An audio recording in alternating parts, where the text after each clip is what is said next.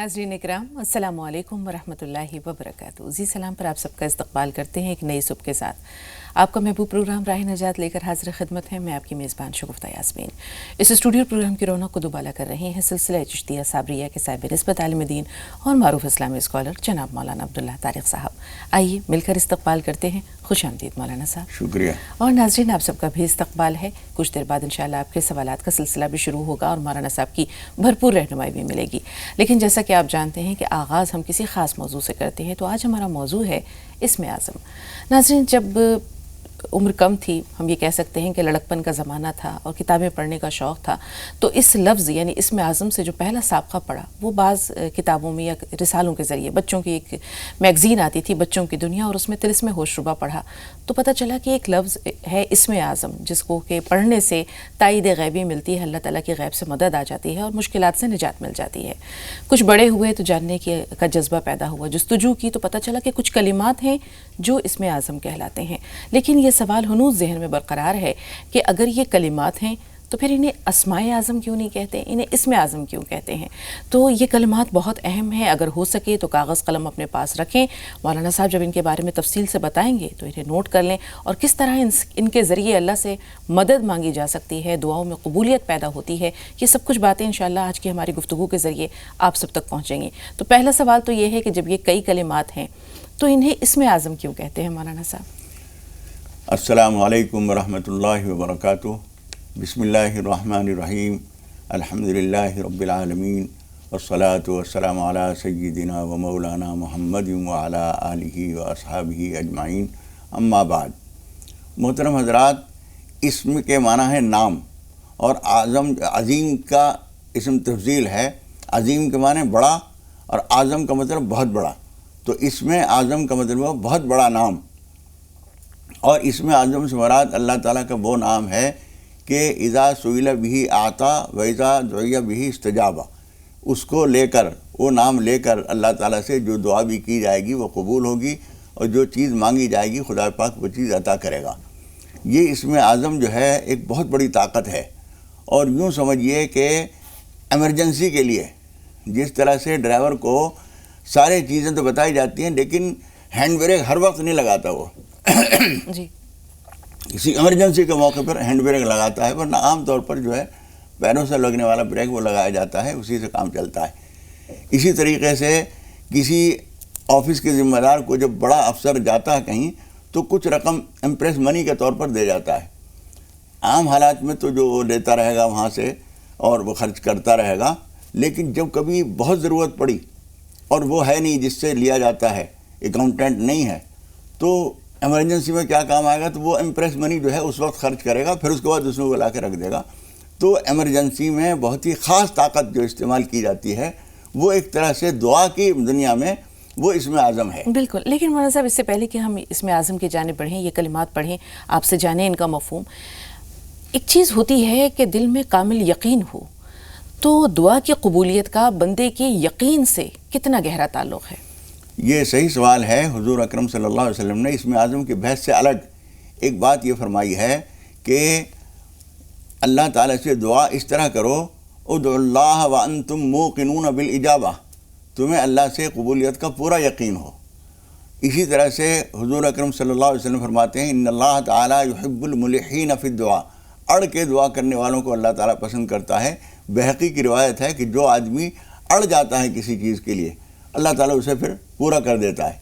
और ये अड़ना जो है, कभी तो जज्बात की हद तक अड़ना होता है, कभी अल्फाज भी इस तरह के ले आता है आदमी जिससे आदमी सामने वाला जो है पिघल जाता है और मोम हो जाता है। बिल्कुल मौलाना साहब, तो दिल में जज्बा भी है, यकीन भी है, और फिर ये इसमें आज़म के जो कलिमात हैं ये भी हैं, तो यकीनी तौर पर इंशाअल्लाह अल्लाह ताला की मदद ज़रूर आती है, दुआ भी कबूल होती है, मुश्किलात से निजात भी मिलती है। तो जो पहला इसमें आज़म है, या ज़ल जलाल वल इकराम, ये इसका मतलब क्या है और ये किस तरह पढ़ा जाए? ये असल में लफ्ज़ तो ये होता है आम हालात में, जब या इसके साथ न लगे तो ज़ुल जलाल वल इकराम, अल्लाह के नामों में अगर हम तलाश करेंगे तो ज़ुल जलाल वल इकराम मिलेगा। लेकिन जब हम इसके साथ या लगा देते हैं, तो ग्रामर का तरीका है ये, मैं ज़्यादा बारीकियों में अरबी के नहीं जाऊँगा, लेकिन जब हम इसके साथ या लगा देते हैं तो फिर ज़ल जलाल वो पढ़ना होता है। तो अगर या लगा के पढ़ना हो तो या ज़ल जलाल वल इकराम, और इसको बार बार कहा जाए, اللہ کا نام، یہ جن ناموں کے بارے میں حضور اکرم صلی اللہ علیہ وسلم نے اسم اعظم ہونا بتایا ہے، ایسے بہت سارے الفاظ ہیں، ابھی ہم تفصیل میں جائیں گے اس کی. تو کوئی ایک نام ایسا نہیں ہے کہ بس وہ واحد اسم اعظم ہو. کئی ناموں کے بارے میں حدیثوں سے یہ بات معلوم ہوتی ہے کہ یہ بھی اسم اعظم ہے. ان میں سے ایک یا ذوالجلال والاکرام بھی ہے. تو اگر ہم صرف ذوالجلال کہیں گے تو ذوالجلال پڑھنا ٹھیک ہے، لیکن ہم جب یا اس کے ساتھ لگائیں گے تو پھر یا ذوالجلال والاکرام پڑھنا ہوگا. اور اگر کوئی اس کو عربی میں جیسے یا نہ پڑھ سکے تو اے ذوالجلال والاکرام پڑھے گا تو ٹھیک ہو جائے گا. مولانا صاحب یا ارحم الراحمین اس کا کیا مطلب ہے؟ راحم رحم کرنے والا، ارحم الراحمین بہت زیادہ رحم کرنے والا. جب ہم اس کے ساتھ ارحم الراحمین جب ہم اپنی دعا میں اپنی زبان میں اللہ کو پکاریں گے ارحم الراحمین کے ساتھ تو ارحم الراحمین پڑھ سکتے ہیں. لیکن جب یا اس کے ساتھ لگائیں گے تو یا ارحم الراحمین، یا ارحم الراحمین، اور اس کو بار بار دہرایا جائے. اگر یا نہ کہنا چاہیں تو پھر وہی بات آ رہی ہے کہ اے ارحم الراحمین پکار سکتے ہیں. اے ارحم الراحمین. جی. تیسرا ہے لا الہ الا اللہ وحدہ لا شریک لہ. یہ اصل میں اس کو ہم اسم نہیں کہہ سکتے. جیسے ابھی آپ نے کہا اسم تو ایک کو کہتے ہیں، اسماء ہوتے ہیں بہت سارے. تو جیسے وللہ الاسماء الحسنی، اللہ کے بہت سارے اچھے اچھے نام ہیں، تو فدعوہ بہا، ان کے ساتھ پکارا کرو اللہ کو. تو اگر کئی نام ہیں جیسے یہ ہے، اس میں اصل میں لا الہ کے ساتھ جو ہم بولتے ہیں تو اللہ تعالیٰ کو یہ بات بہت زیادہ پسند ہے کہ اس کی بڑائی بھی تسلیم کی جائے اور کسی اور کو اس کے ساتھ حصہ دار نہ مانا جائے. یہ دونوں باتیں بہت اہم ہیں، اس کے اندر وہ چیز پائی جا رہی ہے. اگر جیسے کوئی شخص ہر وقت لا الہ الا اللہ کا ورد کرتا ہے تو اس کی کیا فضیلت ہے یا اس سے متعلق کوئی واقعہ ملتا ہے؟ ہاں نہیں، حدیث شریف میں حضور اکرم صلی اللہ علیہ وسلم نے فرمایا ہے افضل الذکر لا الہ الا اللہ. اللہ کو یاد کرنے والی سب سے اچھی چیز جو ہے جس کے ذریعے اللہ کو یاد کیا جا سکتا ہے وہ لا الہ الا اللہ ہے. اس کے ساتھ 4-6 دفعہ کے بعد ایک دفعہ محمد الرسول اللہ صلی اللہ علیہ وسلم کہہ لیا جائے. لا الہ الا اللہ، لا الہ الا اللہ چند مرتبہ کہا، پھر اس کے بعد کچھ کہنے کے بعد محمد الرسول اللہ صلی اللہ علیہ وسلم. حضرت موسیٰ علیہ السلام کا بھی ایک واقعہ ہے کہ انہوں نے اللہ سے دریافت کیا کہ مجھے ایسا کوئی بہترین کلمہ بتا دیجئے. اس پر شاید اللہ تعالیٰ نے یہ تعلیم کیا ان کو. جی، اللہ تعالیٰ سے حضرت موسیٰ علیہ السلام نے یہ پوچھا تھا کہ پروردگار مجھے کوئی ایسی اسپیشل چیز عطا فرما دیجئے کہ جس سے میں آپ کو پکارا کروں. اللہ تعالیٰ نے فرمایا کہ موسیٰ لا الہ الا اللہ پڑھ کے پکارا کرو. انہوں نے کہا کہ یہ تو سب پڑھتے ہیں، میں کوئی خصوصی چیز چاہتا ہوں. تو اس وقت اللہ تعالیٰ نے فرمایا کہ موسیٰ یہ چیز سب کے پاس ہونے کی وجہ سے اس کی اہمیت کم نہیں ہو گئی. اگر لا الہ الا اللہ کو ایک پلڑے میں رکھ دیا جائے اور تمام کائنات، زمین، آسمان، چاند، سورج، ستارے اور میری ذات کے علاوہ سب کچھ جو کچھ بھی ہے وہ سب ایک پلڑے میں رکھ دیا جائے تو لا الہ الا اللہ ان سب پر بھاری ہوگا. مطلب یہ ہے کہ سب کو بتا دینے کا مطلب یہ نہیں ہے غیر اہم ہے. پانی سب کو حاصل ہے لیکن اس کا مطلب یہ نہیں غیر اہم ہو گیا. دودھ اس سے زیادہ قیمتی ہے، تیل اس سے زیادہ قیمتی ہیں، مختلف قسم کے اور بہت ساری چیزیں ہیں، لیکن پانی کی اپنی اہمیت ہے. مولانا صاحب ایک کلمہ اور ہے، بلکہ 2 کلمے ہیں جن کے بارے میں رسول پاک صلی اللہ علیہ وسلم نے فرمایا ہے، گرچہ کہ وہ اس میں اعظم میں یہاں شامل نہیں ہے، لیکن رسول پاک صلی اللہ علیہ وسلم نے فرمایا کہ 2 کلمے ایسے ہیں بظاہر بڑے خفیف ہیں، بڑے ہلکے پھلکے ہیں، لیکن میزان پر بڑے بھاری ہیں. سبحان اللہ و بحمدہ سبحان اللہ العظیم. جی ہاں، بخاری شریف کی سب سے آخری حدیث یہی ہے، کلمتان خفیفتان علی اللسان حبیبتان الی الرحمن سبحان اللہ و بحمدہ سبحان اللہ العظیم. یعنی 2 کلمے ہیں جو اللہ کو بہت پسند ہیں، زبان پر بولنے میں بہت ہلکے ہیں اور میزان کو اعمال تولنے والی ترازو میں بہت بھاری ہیں. وہ کلمے جو ہیں اللہ کو یاد کرنے کے لیے بہت اچھے ہیں. اور یوں بھی اسم اعظم نہ صحیح، لیکن جو بھی چیز قرآن مجید کی تلاوت پڑھ کرنے کے بعد دعائیں قبول ہوتی ہیں، اللہ کا کوئی نام لینے کے بعد دعائیں قبول ہوتی ہیں، نماز پڑھنے کے بعد دعا قبول ہوتی ہے. لیکن اسم اعظم جو ہے ایک خاص چیز ہے. لیکن آپ بات یہ سمجھ لیجئے خدا پاک نے انسانوں کو کوئی چیز ایسی نہیں دی ہے. اس کے چھپانے کا جو راز ہے وہ یہی ہے کہ خدا پاک انسانوں کو کوئی ایسی چیز نہیں دینا چاہتا کہ اس کی خدائی کا جو سسٹم چل رہا ہے وہ انسان اس کے اندر دخل انداز ہو جائے اور اس کو رد و بدل کر دے. اسی لیے جن لوگوں کو اسم اعظم بتایا جاتا ہے قدرت کی طرف سے وہ اس کو تقریباً نہیں کے برابر استعمال کرتے ہیں، استعمال ہی نہیں کرتے. اس لیے کہ جو خدا پاک نے نظام بنایا ہے کوئی پریشانی ہمارے اوپر آئی اور ہمیں اسم اعظم آتا ہے تو عقل کا تقاضا بظاہر یہ ہے کہ اسم اعظم کے ذریعے اسے دور کر لو. بالکل. مولانا صاحب چوتھے کلمے کی فضیلت اگر جاننا چاہیں، ہم دیکھتے ہیں کہ آگے جو بھی کلمات یا جو الفاظ ہیں وہ پورا چوتھا کلمہ ہے کہ لا الہ الا اللہ وحدہ لا شریک لہ لہ الملک و لہ الحمد. اس میں گرچہ یحیی و یمیت نہیں ہے لیکن آگے لا الہ الا اللہ ہے ولا حول ولا قوت الا باللہ العلی العظیم ہے. تو یہ تمام چیزیں چوتھے کلمے میں ایسی کیا خاص بات ہے مولانا صاحب؟ دیکھیے میں نے بتایا نا کہ جب ہم اللہ کا نام اس طرح لیتے ہیں کہ اللہ کی وحدانیت، اس کی خدائی بھی ثابت ہو رہی ہے اور اس کے ساتھ کوئی شریک نہیں ہے، یہ بات ثابت ہو رہی ہے، تو وہ تمام کلمات نہایت اہم ہو جاتے ہیں. اور انہی کو بعض حدیثوں میں اسم اعظم بھی کہا گیا ہے. اس میں وہ ساری چیز پائی جا رہی ہیں. اللہ کی الوہیت کا اقرار، اس کے ساتھ کوئی اور شریک نہیں، وہ تنہا ہے، یہ ساری چیزیں ان کے اندر پائی جا رہی ہیں وہ تمام الفاظ. اس کے علاوہ بعض حدیثوں میں دوسرے کچھ الفاظ کے لیے یا حنان یا منان کے بارے میں بھی بعض حدیثوں میں آتا ہے کہ یہ اسم اعظم ہے. اسی طریقے سے قرآن مجید کی 3 آیتیں ہیں جن کے بارے میں حضور اکرم صلی اللہ علیہ وسلم نے فرمایا کہ ان کے اندر اسم اعظم ہے. کچھ لوگوں نے جو ان میں تلاش کیا تو وہ ایک ہی چیز ہے جو ساروں میں ہے. ایک تو آیت الکرسی میں بتایا گیا ہے، ایک سورہ آل عمران کی پہلی آیت میں بتایا گیا ہے، ایک سورہ طٰہٰ کے اندر بتایا گیا ہے. مولانا صاحب یہاں 2-3 سوال ہیں، وقت کم ہے. اول بات تو یہ ہے کہ اللہ تعالیٰ کو یہ چیز بہت محبوب ہے کہ اس کے بندے کی زبان ہر وقت اس کے ذکر سے تر رہے. حضرت معاذ بن جبل رضی اللہ تعالیٰ عنہ نے رسول پاک صلی اللہ علیہ وسلم سے فرمایا کہ اللہ کو سب سے محبوب عمل کیا ہے؟ تو رسول پاک نے یہی بتایا کہ مرتے وقت بھی جو ہے وہ بندے کی زبان اللہ کے ذکر سے تر لا رہے. یزال لسانک رطبا من ذکر اللہ. بالکل مولانا صاحب. تو ہر وقت اگر ہم ان کلمات کا ورد کرنا چاہیں یا اللہ تعالیٰ کا ذکر کسی بھی طرح کرنا چاہیں تو وہ اللہ کو کتنا محبوب ہے؟ دیکھیے ہر وقت ذکر کرنے کے لیے لا تعداد عاملوں نے جو تجربہ کیا ہے ہر چیز کی تاثیر کا، جیسے ڈاکٹر حکیم لوگ جو ہیں بعض غذاؤں کا اور بہت ساری چیزوں کا تجربہ کرتے ہیں کہ یہ چیز مسلسل کھائی جائے تو کوئی حرج نہیں، فلاں چیز زیادہ کھائی جائے گی، جیسے دیسی گھی بہت اچھی چیز ہے لیکن بہت زیادہ کھائیں گے تو دست ہو جائیں گے. تو اسی طریقے سے بعض اذکار ایسے ہیں جو جلالی کہلاتے ہیں، اس کا زیادہ کرنا ٹھیک نہیں. اگر مسلسل ہر وقت آدمی پڑھنا چاہتا ہے تو بے ضرر چیز جو ہے وہ درود شریف ہے. اللہم صلی علی سیدنا محمد و بارک وسلم، یا جن لفظوں میں بھی آدمی پڑھے. باقی افضل الذکر لا الہ الا اللہ، بہترین ذکر جو ہے وہ لا الہ الا اللہ کو کہا گیا ہے. 2 باتیں اور ہیں مولانا صاحب. ایک تو ہے کہ انسان تنہائی میں اللہ کو یاد کرتا ہے، اللہ بھی اسے یاد کرتا ہے. ایک انسان لوگوں کے درمیان جو ہے وہ اللہ کا ذکر کرتا ہے. اللہ بہترین بندوں سے بھی جو بہترین جماعت ہو سکتی ہے یعنی فرشتوں کی، ان کے درمیان جو ہے وہ اس کا ذکر کرتا ہے.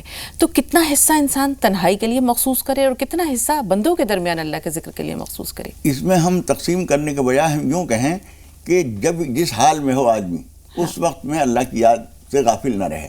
کبھی ہم تنہائی میں ہیں، کھا رہے ہیں، پی رہے ہیں، بات چیت کر رہے ہیں دوستوں میں، گھر کے لوگوں میں، وہاں بھی یاد رکھیے کہ اللہ کا نام کس طرح سے لے آیا جائے. کچھ بھی کہیں بات ہی دوسری طرح کی ہو رہی ہے اس میں اللہ کا نام زبردستی کیسے گھسائیں. 2 سوال اور ہیں مولانا صاحب اس سے پہلے کہ شہناز صاحبہ اور حسینہ بی سے بات کریں. اول تو یہ ہے کہ اگر ہم لوگوں کے درمیان اللہ کا ذکر کرتے ہیں تو کہیں ایسا تو نہیں ہوتا کہ یہ ریاکاری ہے؟ کیا اس میں ترغیب اور تحریض کا عنصر بھی ہوتا ہے؟ مطلب اللہ کا ذکر کا مطلب یہ نہیں ہے کہ وہ باتیں کر رہے ہیں ہم تسبیح لے کے بیٹھ گئے سبحان اللہ سبحان اللہ، یہ مطلب نہیں. بلکہ اللہ کا نام کسی نہ کسی شکل سے، مثال کے طور پر آپ کب آئیں گے؟ میں کہہ رہا ہوں کہ میں انشاءاللہ کل آ جاؤں گا، اللہ کا نام ہو گیا. اچھا، یہ کام جو ہے ہمیں کرنا ہے. کب تک ہونے کی امید ہے کہ دیکھیے کوشش تو ہم جلدی کی کریں گے لیکن مجھے امید ہے انشاءاللہ تعالیٰ کل شام تک ہو جائے گا.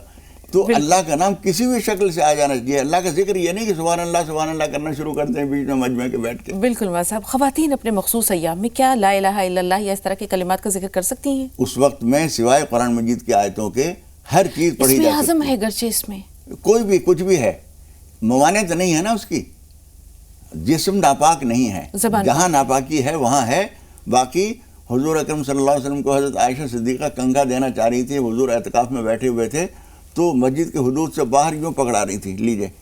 کیونکہ نہیں آگے بڑھاؤ نا، کیونکہ نہیں میں دوسری حالت میں ہوں. آپ نے فرمایا کہ ان حیضتک لیست فی یدک، تمہارا حیض جو ہے تمہارے ہاتھ میں نہیں لگا ہوا ہے.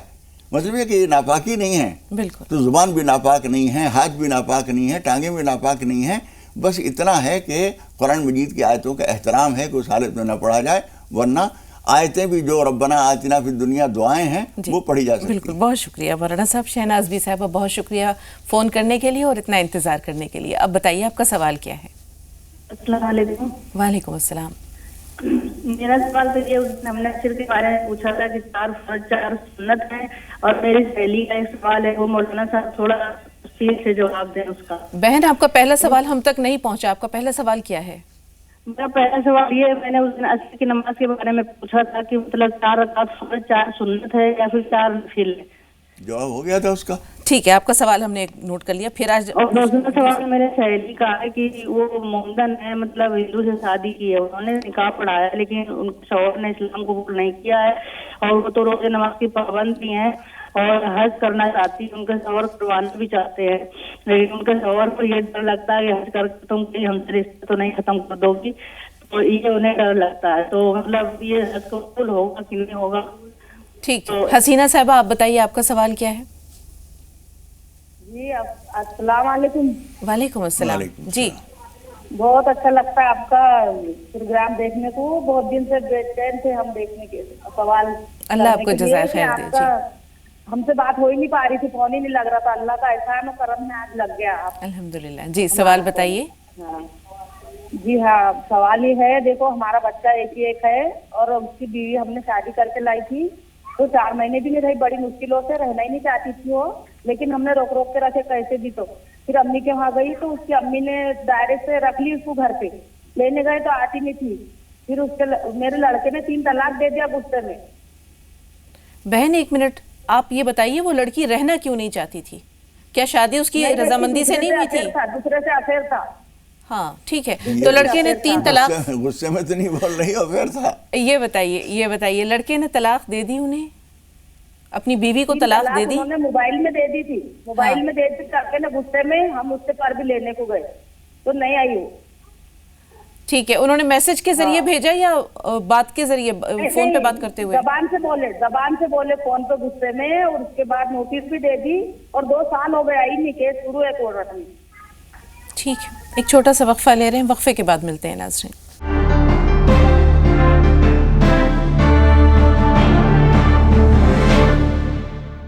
ناظرین وقفے کے بعد ایک بار پھر آپ سب کا استقبال ہے.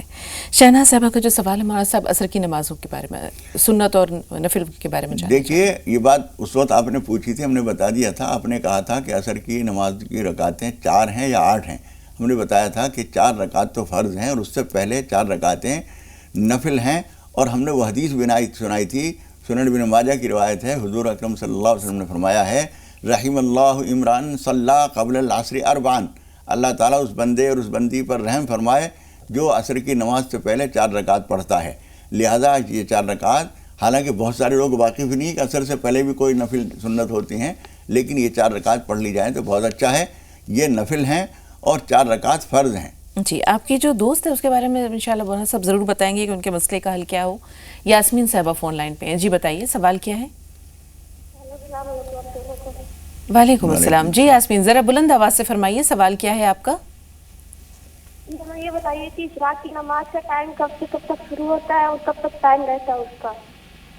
جی مولانا صاحب دیکھیے، اشراق کا وقت شروع ہوتا ہے جب سورج نکلنے کے 20 منٹ بعد، 20 منٹ گزر جائیں تو وقت شروع ہو جاتا ہے. جی. اور اس کے بعد تقریباً حدیث شریف کا جو حکم ہے وہ یہ ہے کہ صلاۃ الاوابین حین ترمض الفصال، چاشت کی نماز اس وقت شروع ہوتا ہے، اس وقت اس کا جب کہ اونٹ کے بچوں کے پاؤں جلنے لگیں. اس کا جو اندازہ کیا ہے عام طور پر وہ تقریباً 9 ساڑھے 9 بجے وہ وقت ہوتا ہے. تو 9:30 سے پہلے اشراق پڑھ لیجئے اور اس کے بعد چاشت پڑھ لیجئے. بہت شکریہ مولانا صاحب. حسین فاطمہ صاحبہ آپ بتائیے آپ کا سوال کیا ہے؟ السلام علیکم ابھی.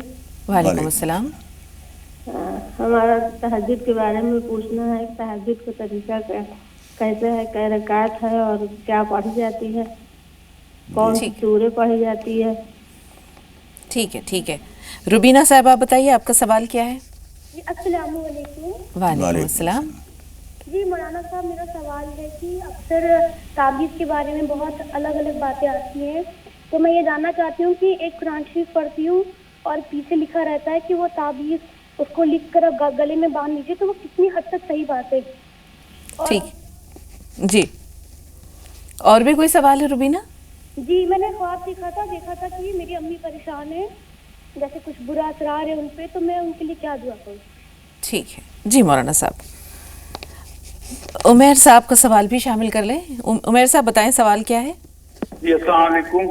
وعلیکم السلام ورحمۃ اللہ وبرکاتہ. جی بھائی بہت اچھا پروگرام ہے آپ کا واجی مولانا صاحب کا، بہت ہی زبردست پروگرام ہے. ہم لوگوں کی تو صبح اسی سے اسٹارٹ ہوتی ہے، سمجھ لیجیے. اللہ آپ کے ہر دن کو خوشگوار بنائے, ہر صبح کو خوشگوار بنائے اور خیر و برکت ہو انشاءاللہ آپ کے پورے دن میں اور تمام روز آپ کے شب و روز میں. جی سوال بتائیے. مولانا صاحب جی باجی, مولانا صاحب صبح 6 بجے پہلے پروگرام آتا تھا تو وہ کیوں نہیں آتا, اور تعلیمات اسلام وہ کیوں بند ہو گیا؟ اسے اسٹارٹ کروا دیجیے, مولانا صاحب کا پروگرام تھا ٹھیک صبح میں. ہے, یہ تو آپ کی فرمائش ہوئی. کوئی سوال ہے تو بتائیے. جی سوال یہ ہے باجی, یہ منت اور وعدے میں اس میں کیا فرق ہوتا ہے, اور کون سا وعدہ ایسا ہوتا ہے جو ضروری نبھانا ہوتا ہے, جس سے اللہ سے کوئی وعدہ انسان کرتا ہے؟ تو اچھا سوال. جیسے کوئی بیماری ہے, کسی کو بیماری سے ٹھیک ہو گیا آدمی, کافی دن بیمار رہا, تو اللہ سے اس نے وعدہ کیا کہ میں اس بیماری کے بارے میں سوچوں گا بھی نہیں کہیں کبھی, یا اور اس طرح کے وعدے ہوتے ہیں, اس میں کون سا ماننا ہوتا ہے کون سا نہیں ہوتا ہے؟ ٹھیک ہے بھائی, ٹھیک ہے, آپ کا سوال بھی نوٹ کر لیا. رخسانہ صاحبہ سوال بتائیے. ہلو السلام علیکم. وعلیکم السلام. السلام.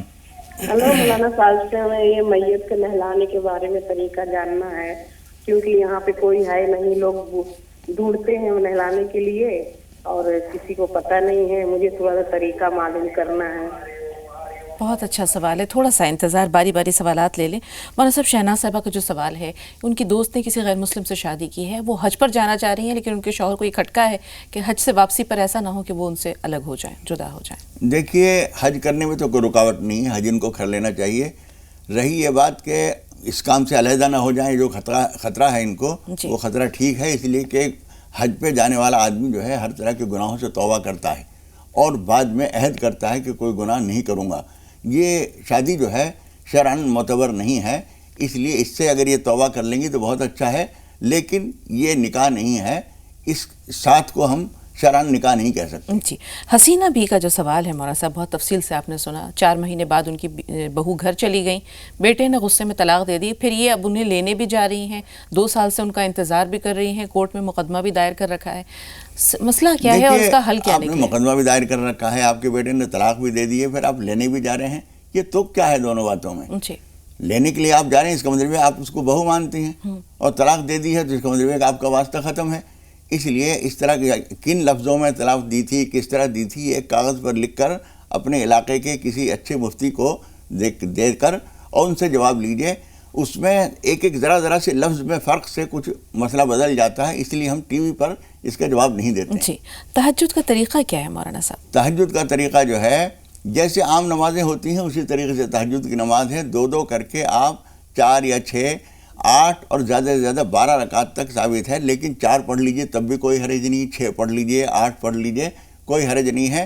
جتنی تعداد, موقع جتنا ہو, جتنی ہمت ہو, اختیار ہے آپ کو, اور اس میں صورتوں کی کوئی پابندی نہیں ہے. جون سی صورتیں آپ کو یاد ہیں وہ پڑھ لیجئے. بعض بزرگوں نے قل هو اللہ کا خاص طریقہ بتایا ہے, لیکن وہ حدیث سے ثابت نہیں ہے. بزرگوں کے تجربات ہیں, وہ بھی معتبر ہیں, اچھے ہیں, لیکن وہ ضروری نہیں ہیں. اس میں یہ ہوتا ہے کہ 8 رکعتیں پڑھنی ہیں تو نیت باندھنے کے بعد پہلی رکعت میں 8 مرتبہ قل هو اللہ, دوسری رکعت میں 7 مرتبہ قل هو اللہ, پھر نیت باندھی, پھر اس کے بعد 6 مرتبہ قل هو اللہ پہلی رکعت میں, پھر 5 مرتبہ قل هو اللہ. اس طرح ایک طریقہ ہے بزرگوں کا, آپ ایسے پڑھنا چاہیں تو ایسے بھی پڑھ سکتی ہیں, لازم نہیں ہے یہ طریقہ. روبینہ صاحبہ کا سوال تعویذ سے متعلق ہے. دیکھیے, تعویذ کا معاملہ یہ ہے کہ جب حضور اکرم صلی اللہ علیہ وسلم نے منع کیا تھا, اس وقت کا طریقہ عربوں کا یہ تھا کہ شرکیہ کلمات اس میں لکھا کرتے تھے کہ فلاں تو مدد کر دے, لات حول العزیٰ میری مدد کر, میری تکلیف دور کر دے, یہ لکھ کے اور گلے میں ڈالتے تھے. وہ تو شرعاً ناجائز اور حرام ہے.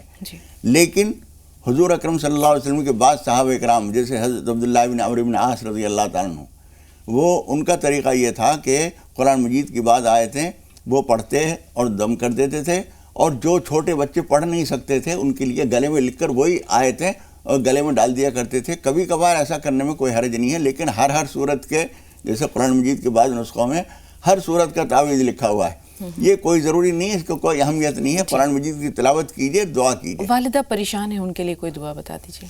کس سلسلے میں پریشان ہے؟ انہوں نے کہا امی پریشان رہتی ہیں, ہو سکتا ہے صحت کا معاملہ ہو, کچھ خاص طرح کی نظر آتی ہے. بہت آسان سی چیز یہ ہے, ایک تو 5 وقت کی نماز پڑھیے. اللہ کے باغی رہ کر اس کی دنیا میں ہم زندگی گزاریں اور اس کے باغی بنے رہیں, یہ وفاداری کا طریقہ نہیں ہے, بندگی کا طریقہ نہیں ہے. اس لیے 5 وقت کی نماز کم سے کم پڑھیے, گناہوں سے بچیے, اور فجر کی نماز کے بعد لا حول ولا قوت الا باللہ العلی العظیم کم سے کم 101 مرتبہ پڑھ لیا کیجئے. بہت ساری آفتیں دور ہو جائیں گی. جی عمیر بھائی کا سوال ضرور شامل کریں گے، لیکن اس سے پہلے 2 کالرز اور ہیں، رحمت صاحبہ اور نسیم قریشی صاحبہ. رحمت صاحبہ آپ بتائیے آپ کا سوال کیا ہے؟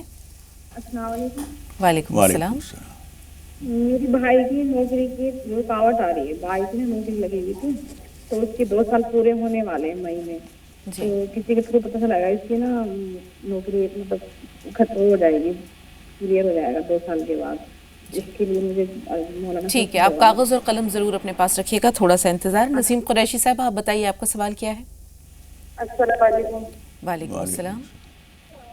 آپ کا پروگرام مجھے بہت اچھا لگتا ہے. سارے کام آج سارے کام چھوڑ کر میں بہت اچھی طرح سے دیکھتی ہوں. بہت شکریہ، اللہ آپ کے تمام دن میں کاموں میں خیر و برکت رکھے. جی فرمائیے سوال کیا ہے؟ ہلو نسیم صاحبہ ٹی وی کی آواز تھوڑی دیر کے لیے بند کر دیجیے. اچھا ٹی وی کی آواز میوٹ کر دیں تھوڑی دیر کے لیے، پھر اپنا سوال بتائیے. السلام علیکم. وعلیکم السلام. جی مجھے ٹی وی کی آواز کم ہے. ہاں سوال بتائیے اپنا. ہلو بہن آپ کی آواز ہم تک پہنچ رہی ہے، ہم آپ کو سن پا رہے ہیں. سوال بتا دیجیے، کہنا کیا چاہ رہی ہیں؟ میں بہت پریشان رہتی ہوں اور کاروبار میں بھی ترقی نہیں ہے. نماز بھی 5 وقت کی پڑھتی ہوں. ٹھیک ہے، آپ کا سوال نوٹ کر لیا. بہت اہم سوال عمیر بھائی کا ہے مولانا صاحب کہ منت میں اور وعدے میں کیا فرق ہے، جبکہ ہم اللہ سے بھی ایک طرح سے وعدہ ہی کرتے ہیں کہ میری مشکل دور ہو جائے گی تو یہ کام کروں. آپ یہ سمجھ لیجئے کہ جب آپس میں ایک دوسرے سے وعدہ کرتے ہیں تو وہ وعدہ ہوتا ہے اور وہ بھی پورا کرنا ضروری ہوتا ہے. حضور اکرم صلی اللہ علیہ وسلم کی بہت مختصر سی حدیث ہے، العدۃ دین، وعدہ قرض ہے. تو ہم کسی آدمی سے وعدہ کرتے ہیں تو اس کو وعدہ کہتے ہیں، اور جب اللہ سے وعدہ ہوتا ہے تو اسے نظر اور منت کہتے ہیں. جب ہم یہ کہتے ہیں کہ پروردگار تو میرے یہ کام کر دے تو میں 5 روزے رکھوں گا. یہ 5 روزے رکھنا پہلے سے واجب اور فرض نہیں تھا. رمضان کے روزوں کے علاوہ کوئی سے روزے فرض اور واجب نہیں ہیں. لیکن جب ہم نے یہ کہا اور وہ کام اللہ تعالیٰ نے کر دیا تو اب ہمیں اللہ سے یہ جو وعدہ کیا ہے اس کو ہم منت اور نظر کہتے ہیں. یہ پورا کرنا واجب ہو جاتا ہے، اور ہم اگر اسے پورا نہیں کرتے ہیں تو کبھی کبھی بہت پریشانی بھی آ جاتی ہے. اس لیے جب اللہ سے وعدہ کیا جائے تو وہ نظر ہے اور اس کو پورا کرنا ضروری ہے. یا ایھا الذین آمنوا اوفوا بالعقود، اے ایمان والو وعدوں کو، عہد و پیمان کو پورا کیا کرو. میت کے غسل کا طریقہ کیا ہے مولانا؟ یہ بہت اچھا سوال ہے اور یہ جذبہ بہت اچھا ہے. ہم یہی چاہتے ہیں کہ ہر علاقے میں، ہر آبادی میں کچھ بہنیں اور کچھ بھائی ایسے ہونے چاہیے جو غسل دینا مردے کو جانتے ہوں. ایک تو آسان سی بات یہ سمجھ لیجئے، جیسے اپنا غسل ہے ایسے ہی مردے کا غسل ہے. اپنے غسل میں کیا ضروری ہوتا ہے؟ وضو کرنا ہوتا ہے. کہیں ناپاکی لگی ہوئی تو اس کو پہلے دھونا ہوتا ہے، اور اس کے بعد پورے جسم کو پانی بہا دینا ہوتا ہے، بالوں کی جڑوں تک اور سب جگہ. یہ اپنا غسل ہے. جب ہم اپنا غسل کرنا جانتے ہیں تو مردے کا بھی غسل ایسے ہی ہوتا ہے. مردے کا کروٹ بدلنا کتنا ضروری ہوتا ہے مولانا صاحب تاکہ اس کی پشت وغیرہ دھل وہ جائے؟ بدلنا یوں ضروری ہوتا ہے کہ کمر پہ پانی نہیں پہنچے گا جہاں ٹکا ہوا ہے. آپ بھی اگر کہیں کھڑے ہوئے ہیں کسی جگہ پر اور آپ نے پانی بہا لیا اور قدم کی تلا جو ہے وہ زمین سے چپکا ہوا ہے تو وہاں تو پانی نہیں پہنچے گا. پٹرے پہ آپ بیٹھے ہوئے ہیں تو اس حصے کے نیچے جو حصہ ہے وہ وہاں پانی نہیں پہنچے گا تو وہاں پہنچانا ضروری ہے. تو مردے کو کروٹ دلا کر پہلے ایک طرف کروٹ دلائی اور اس کے نیچے پانی بہا دیا، ہاتھ بھی پھیر دیا. اور کبھی کبھی ایسا ہوتا ہے کہ یہ کمر کا جو بانسا ہے یہ تھوڑی سی گہرائی، کسی آدمی کی گہرائی زیادہ ہوتی ہے تو اس میں پانی جو ہے ہاتھ ڈال کر اور وہ پہنچانا چاہیے. پھر دوسری طرف کروٹ دلائی اور وہاں بھی پانی ڈالا اور پہنچا دیا. کپڑا ہاتھ میں دستانے، چونکہ جسم کے بہت سے حصے وہ ہیں جہاں ہمیں ہاتھ نہیں لگانا چاہیے. عورت کا جسم غسل تو عورت ہی کرائے گی، لیکن اس میں بھی کپڑے کے دستانے ہاتھ میں پہن کر اور پیچھے کا حصہ جو ہے دونوں حصے اس کے بیچ میں ہاتھ ڈال کر، رانوں کے بیچ میں ہاتھ ڈال کر پانی پہنچانا چاہیے. یہ غسل کا طریقہ ہے. لیکن عملی شکل اچھا یہ ہے کہ کسی غسل دلانے والی عورت کے ساتھ میں بیٹھ کر آپ دیکھیں، جی بہت شکریہ، پوچھتے بھی جائیں، بہت بہت شکریہ. جی تو اس میں سیکھنے میں آسانی ہوگی. جی 2 کالرز ہیں، شائستہ پروین اور ریحانہ. شائستہ صاحبہ پہلے آپ بتائیے آپ کا سوال کیا ہے؟ السلام علیکم. وعلیکم السلام. دیکھیے میرا یہ سوال ہے کہ میں بہت دنوں سے آپ کا پروگرام دیکھتی ہوں. جی بہت شکریہ. جی السلام علیکم. وعلیکم السلام. جی بہن پروگرام آپ دیکھتی ہیں، آج آپ ہمارے ساتھ ہیں، گفتگو میں شامل. سوال کیا ہے آپ کا؟ لگاتی ہوں تو لگتا نہیں ہے، آج لگ گیا ہے، شکریہ. اللہ کی دیکھیے باجی میں بہت پریشان ہوں. میرے شوہر ہیں، مجھ سے بات میں کسی آگ سے جھگڑا ہوا تھا لیکن وہ اس کا بدلہ ہم سے لے رہے ہیں. میرے مائکے والے سے کوئی ایسی بات ہو گئی اور اس کا بدلہ ہم سے لے رہے ہیں. وہ ہم سے بات نہیں کرتے ہیں، اور بہت ہم سارا آدمی سمجھا چکا ہے، ہر آدمی سمجھاتا ہے، لیکن وہ سمجھنے کے لیے تیار ہی نہیں ہے. کبھی بولتے ہیں ہم نہیں رکھیں گے، کبھی بولتے ہیں ہم کچھ کریں گے. وہ مطلب کہ بات ایک دم نہیں کرتے ہیں. 1 سے 1.5 سال ہو گیا لیکن ہم سے بات نہیں کرتے ہیں، اور بہت ہم پریشان ہیں باجی. ہم بہت دعا بھی کرتے ہیں لیکن جو ہے تو کسی طرح کا کوئی حل مسئلہ کوئی نہیں نکل رہا ہے. اللہ تعالیٰ ضرور مولانا حل صاحب نکالے گا گزارش بہن، ہے. تھوڑا سا انتظار. جی آپ کی بات، آپ کا سوال حال احوال سب پہنچ گیا ہم تک، تھوڑا سا انتظار. ریحانہ بہن سوال بتائیے. ریحانہ صاحب فون لائن پہ موجود ہیں؟ ایسا لگتا ہے کہ انتظار نہیں کر سکیں. ایک اور چھوٹا سا بریک لے رہے ہیں ناظرین، بہت جلد حاضر ہوئے.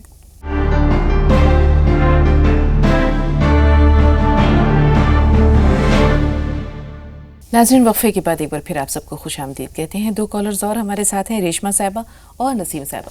ریشما صاحبہ پہلے آپ بتائیے آپ کا سوال کیا ہے. ریشما صاحبہ ہمیں سن پا رہی ہیں؟ ہاں جی، السلام علیکم. وعلیکم السلام. جی سوال بتائیے.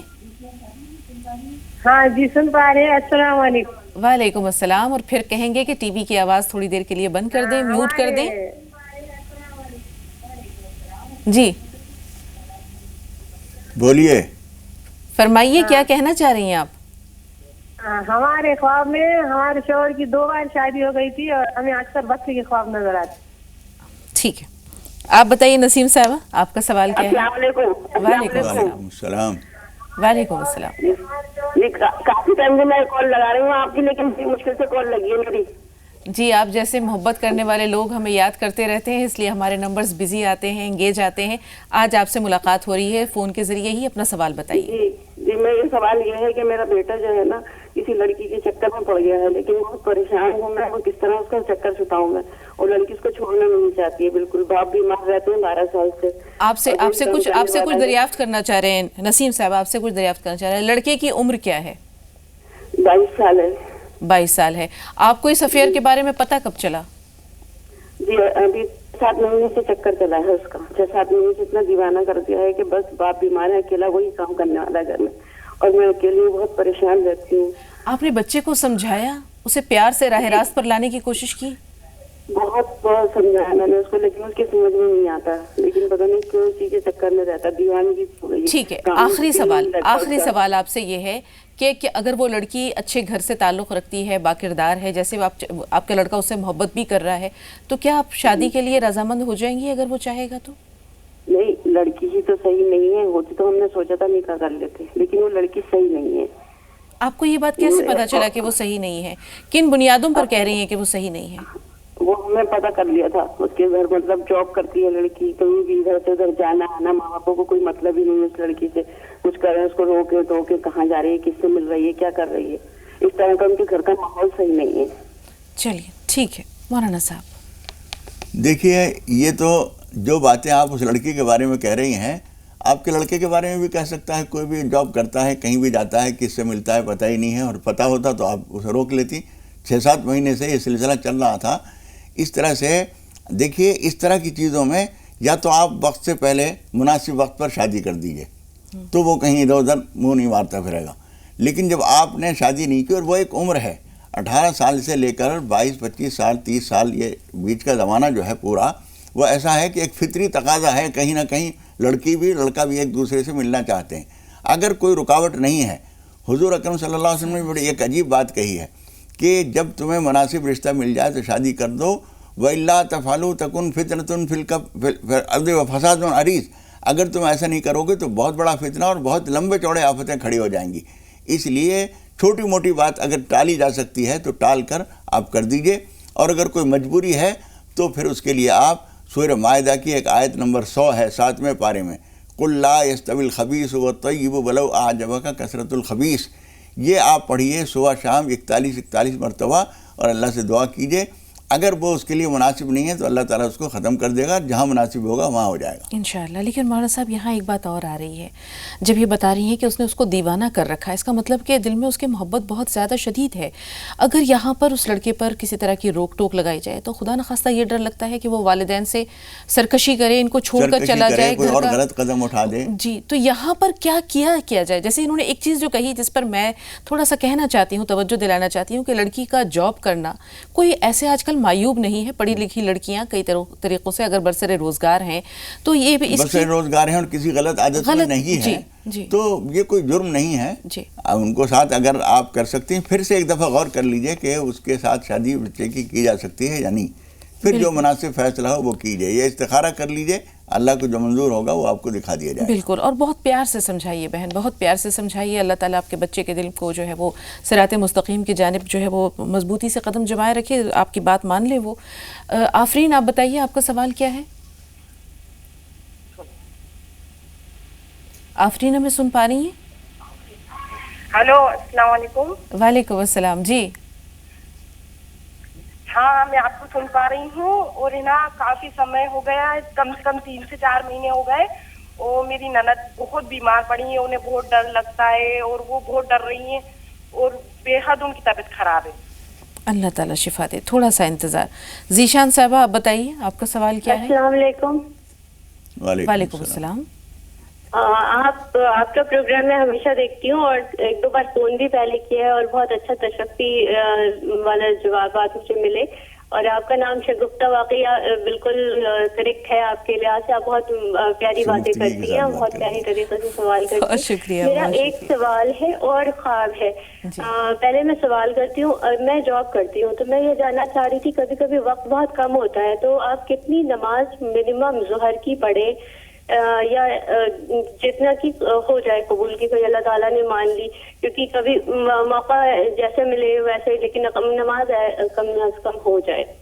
میرا پہلا سوال یہ ہے، اور دوسرا یہ خواب میں نے دیکھا، میں پوچھوں آگے؟ بالکل سن رہے ہیں، فرمائیے۔ خواب میرا یہ تھا کہ میں کہیں سے گزر رہی ہوں اور وہاں پہ بہت سارے انسان دکھ رہے ہیں، لیکن مجھے لگ رہا ہے کہ وہ سانپ ہے، انسان نہیں ہے، ان میں شباہت ایسی آ رہی ہے کہ سانپوں جیسی، اور بہت بڑا قلعہ ہے جہاں سے میں گزر رہی ہوں، تو وہاں پہ جو نقاشیاں ہیں وہ بھی سانپ، اور میں کہہ رہی ہوں کہ یہ بالکل تو ریئل سانپ جیسا دکھ رہا ہے مجھے، اور یہ لگ رہا ہے یہ کیسا ہے۔ یہ میرا ایک خواب ہے۔ دوسرا یہ کہ میں جانماز میں میرے امی جان کا انتقال ہو چکا ہے، میں نماز پڑھ رہی تھی اور وہ الگ جانماز کی نماز پڑھی تھی، پھر ایک وقت آیا کہ وہ میری ہی جو نماز پہ ہم لوگوں نے بیڑا کر کے اور دونوں ساتھ ہی میں نماز پڑھنے لگے۔ ان دونوں کا میں جاننا چاہتی ہوں۔ ٹھیک ہے ذیشان، یہاں پر ایک بریک درکار ہے، ایک چھوٹا سا وقفہ لے رہے ہیں، بریک کے بعد انشاءاللہ جو باقی سوالات ہمارے پاس محفوظ ہیں باری باری مولانا صاحب سے ان سب پر رہنمائی لیں گے۔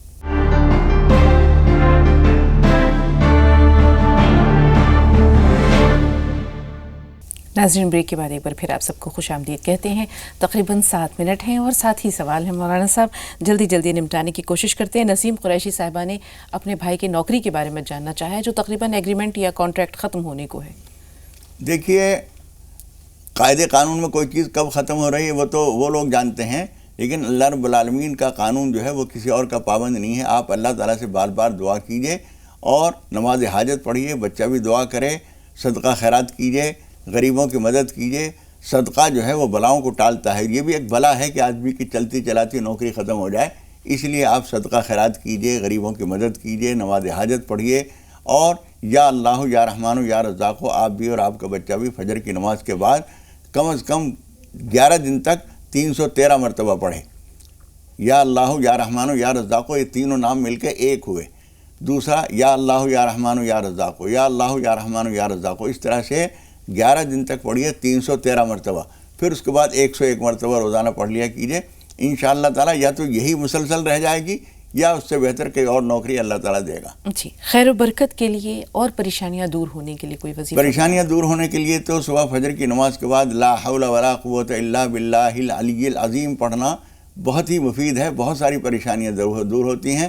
اور خیر و برکت کے لیے کھانے پینے کی چیزوں پر آیت الکرسی پڑھ کر دم کر لیا کیجئے، کھا لیا کیجئے، انشاءاللہ تعالیٰ اس سے خیر و برکت ہوتی ہے، اور جو بھی کام کریں بسم اللہ کر کے کریں۔ جی، ریشما صاحبہ پریشان ہیں، انہوں نے خواب میں اپنے شوہر کی 2 شادیاں دیکھ لی ہیں۔ دیکھیے، عورت جب اپنے شوہر کی دوسری شادی دیکھتی ہے تو اس سے زیادہ تکلیف دہ کوئی خواب نہیں ہوتا اس کے لیے، لیکن آپ سمجھ لیجئے کہ کسی آدمی کی شادی کرنے کا مطلب یہ ہے کہ وہ کوئی اور نیا کاروبار کرنا چاہتا ہے، تو 2 جگہ آپ اگر معلومات کریں گی تو وہ بتا دیں گے آپ کو کہ میں 2 جگہ کوشش کر رہا ہوں، جو کام ان کا چل رہا ہے اس کے ساتھ ساتھ وہ کچھ اور آمدنی کا رستہ بنانا چاہ رہے ہیں، وہی چیز ہے، وہ آپ کے لیے اچھی ہے، پریشانی کی چیز نہیں ہے۔ یہاں ایک سوال ہے مولانا صاحب، اگر عورت خود اپنی شادی دیکھ لے خواب میں، دوسری شادی، ہاں، وہ دیکھنا ٹھیک نہیں ہے۔ اس کا مطلب یہ ہوتا ہے کہ اس کے آدمی کے کاروبار پر کوئی آدمی نظر لگائے ہوئے ہے اور وہ اس کے کاروبار کو چھین لینا چاہتا ہے۔ جی، بہت بہت شکریہ۔ ایسے میں پھر وہی نماز توبہ یا نماز پناہ وغیرہ، نماز توبہ پڑھیں، نماز حاجت پڑھیں، اس کے لیے کوشش کریں، دعا کریں اور صدقہ خیرات بھی کریں، خاص اس نیت سے انشاءاللہ تعالیٰ اس کو جو کام کی کوشش وہ کر رہے ہیں اس میں کامیابی ملے گی۔ آفرین صاحبہ کی نند بہت بیمار ہیں اور وہ ڈر رہی ہیں۔ دیکھیے، ڈر کے لیے اور طبیعت مسلسل خراب رہنے کے لیے ان کو 2-3 کام کرنے چاہیے۔ ایک تو وہ یاد کریں، جس کا ابھی ایک بہن نے سوال کیا تھا کہ کوئی منت مانی ہے، اللہ تعالیٰ سے کوئی وعدہ کیا ہے، تو وہ یاد کریں اگر اللہ تعالیٰ سے کوئی وعدہ انہوں نے کر رکھا ہے تو اسے پورا کرنے کی کوشش کریں، اور کوئی گناہ سنگین ہو گیا ہے اسے اللہ تعالیٰ سے نماز توبہ پڑھ کر معافی مانگیں، بار بار کچھ صدقہ خیرات کریں، انشاءاللہ تعالیٰ یہ پریشانی ختم ہو جائے گی۔ جی، ذیشان صاحبہ کا جو سوال ہے وہ پہلے تو یہ ہے کہ اگر نماز ظہر کے لیے وقت بہت کم ہے تو کم از کم کیا تعداد ہونی چاہیے رکعت کی؟ دیکھیے، اگر آپ پڑھ سکتی ہیں تو شروع میں فرض سے پہلے 4 سنتیں، پھر اس کے بعد 4 فرض سب سے زیادہ ضروری، پھر اس کے بعد 2 سنتیں۔ اگر کسی دن مسلسل یہ معمول نہ بنائیے، کسی دن اگر موقع نہیں ہے تو 4 فرض اور 2 سنت، اور کسی دن اتنا بھی موقع نہیں ہے تو 4 فرض پڑھ لیجئے۔ اس طرح کریں گی تو انشاءاللہ تعالیٰ فرض ادا ہو جائے گا۔ اب انہوں نے یہ کہا کہ خواب انہوں نے دیکھا ہے کہ کہیں جا رہی ہیں، وہاں انسان دکھ رہے ہیں، لیکن وہ انسان جو ہے بظاہر وہ سانپ کے روپ میں ان کے سامنے آ رہے ہیں۔ اسی طرح جو ایک قلعہ ہے اس کے اندر جو نقاشی ہے اس میں بھی جو شباہتیں ہیں، جو تصاویر ہیں، امیجز جو ہے وہ سانپ کی شکل کی ہیں۔ دوسرے ان کی والدہ، ان کا انتقال ہو چکا ہے، خواب میں دیکھا کہ الگ الگ جانماز پہ ہیں، پھر وہ ان کی جانماز پہ ساتھ آ گئیں۔ یہ تو کوئی حرج نہیں ہے، جانماز پہ آپ نماز کی پابندی کیجئے، اس میں کوئی حرج نہیں ہے۔ اور وہ جو سانپوں کی شکل میں انسان نظر آئے ہیں وہ اللہ کی دوسری مخلوق ہے، اور اس سے آپ کو کچھ پریشانی نہیں ہے۔ بس اتنا ہے کہ آپ رات کو سوتے وقت آیت الکرسی پڑھنے کا معمول بنا لیجئے، اور صبح اٹھنے کے بعد بھی آیت الکرسی پڑھیے، انشاءاللہ تعالیٰ وہ اللہ کی دوسری مخلوق ہے، جنات ہیں جو انسانوں کی شکل میں نظر آ رہے ہیں، لیکن آپ کے لیے انشاءاللہ کوئی خطرہ نہیں ہے۔ بہت بہت شکریہ مولانا صاحب۔ تو تقریباً جو سوالات ہمارے پاس تھے، ایک سوال بہت اہم رہ گیا شائستہ پروین صاحبہ کا۔ شوہر ان کے جو ہے 1.5 سال سے ناراض ہیں، اور انہوں نے کہا کہ وہ ان سے بات نہیں کر رہے، جبکہ قصور بھی ان کا نہیں ہے، ان کے گھر والوں کا ہے۔ دیکھیے، میاں بیوی کا جھگڑا بہت آسانی سے نمٹ سکتا ہے، ایک دوسرے سے قریب ہونے میں کچھ پریشانی نہیں۔ آپ ان سے کہیے کہ جو کچھ اگر میری کچھ غلطی ہے تو میں اس کے لیے معافی مانگ لیتی ہوں۔ وہ کہتے ہیں میں تمہیں چھوڑ دوں گا۔ نہیں، ان سے کہیے کہ چھوڑنے کی ضرورت نہیں ہے، تمہیں گھر والوں کو چھوڑنا ہے چھوڑے رکھو، میں بھی تمہارے ساتھ میں ان کو چھوڑ دیتی ہوں، ان سے بے تعلق ہو جاتی ہوں، لیکن تمہیں چھوڑنے کی ضرورت نہیں ہے۔ کوئی دعا بتا دیجیے مولانا صاحب۔ یا ودودو پڑھا کریں ہر نماز کے بعد، کم از کم 15 دن تک تو ہر نماز کے بعد 101 مرتبہ یا ودودو یا ودودو یا ودودو پڑھا کریں۔ 15 دن کے بعد پھر فجر کی اور عشاء کی نماز کے بعد یا ودودو پڑھیں، انشاءاللہ تعالیٰ ان کے دل میں آپ کی محبت پیدا ہوگی، وہ شکایتیں رنجشیں ختم ہو جائیں گی۔ اور اگر ہو سکے تو اپنے بھائیوں سے یا کسی سے کہیے کہ میرا گھر بنائے رکھنے کے لیے تم ان سے ذرا معافی مانگ لو، تو ان کا دل صاف ہو جائے گا۔ وہ کر لیں تو بہت اچھا ہے، نہ کر سکیں تو اللہ سے کہیے، اللہ کے ہاتھ میں سارے انسانوں کے دل ہیں۔ بالکل، اللہ تعالیٰ آپ سب کی پریشانیاں، آپ سب کے مسائل، آپ کے مشکلات کو دور کرے۔ امید ہے کہ جو سوالات یا جو رہنمائی آپ سب تک پہنچی اس کا انشاءاللہ تعالیٰ بھرپور استعمال کریں گے، جو دعائیں جو وظائف مولانا صاحب آپ کو بتاتے ہیں ان پر عمل کریں گے۔ ہماری یہی دعا ہے کہ آپ سب کی مشکلات دور ہوں، ایک خوشگوار زندگی آپ گزاریں، اور خوشگوار زندگی جو ہے وہ اس کی تعمیر ہماری روزانہ کی دعاؤں پر ہوتی ہے۔ روزانہ کی دعاؤں کے لیے بہتر یہ ہوتا ہے کہ ہم اللہ کو ان الفاظ سے پکاریں جو اللہ کو پسند ہیں، جو جس سے اللہ کی رحمتیں ہمارے قریب آتی ہیں۔ تو ایک بار پھر ہم ان کلمات کا اعادہ کرتے ہیں، انہیں دہرا دیتے ہیں، جن کا کہ آج مولانا صاحب نے بہت تفصیل سے ذکر کیا کہ اس میں اعظم جو ہے یہ کچھ کلمات ہیں۔ سب سے پہلا جو ہے وہ یہ ہے یا ذل جلال والاکرام۔ جب دعا مانگیں تو اللہ تعالیٰ کو اس کی وسعت، اس کی بزرگی، اس کی عظمت کا واسطہ دے کر پکاریں، یا ذل جلال والاکرام، یا ارحم الراحمین، لا الہ الا اللہ وحدہ لا شریک لہ، لہ الملک ولہ الحمد، اسی طرح ہے لا الہ الا اللہ، جیسے مولانا صاحب نے فرمایا کہ سب سے بہترین کلمہ یہ ہے، اور ولا حول ولا قوت الا باللہ، مولانا صاحب بار بار کہتے ہیں کہ ولا نہیں کہیے گا، ولا کہیے گا. اسی طرح و الہکم الہ واحد لا الہ الا هو الرحمن الرحیم. کچھ ایسے کلمات ہیں جو اللہ کو بہت پسند ہیں، اور ان کلمات کے ذریعے، ان کے واسطے سے جب ہم اللہ تعالیٰ کو پکارتے ہیں تو پھر دیکھیے کہ اللہ تعالیٰ کس طرح آپ کی سنتا ہے، کس طرح آپ کی دعائیں قبول ہوتی ہیں، کس طرح آپ کی مشکلات دور ہوتی ہیں، اور کس طرح آپ کی دعائیں مستجاب ہوتی ہیں. تو ہماری آج کی جو پیشکش ہے، امید ہے کہ آپ کو اچھی لگی ہوگی، اور بھرپور رہنمائی کے لیے ہم اور آپ مل کر مولانا صاحب کا شکریہ ضرور ادا کریں گے اسٹوڈیو میں تشریف آوری کے لیے اور تمام ناظرین کے رہنمائی کے لیے. تو ناظرین، ہماری اور آپ کی آج راہ نجات میں ملاقات کا سلسلہ یہیں تک. زی سلام پر خبروں کا سلسلہ شروع ہونے کو ہے. بلا توقف 25 اہم خبریں آپ کے پیش نظر ہیں. زی سلام دیکھیں. ہمیں اجازت دیجیے. السلام علیکم ورحمۃ اللہ وبرکاتہ. السلام علیکم ورحمۃ اللہ وبرکاتہ.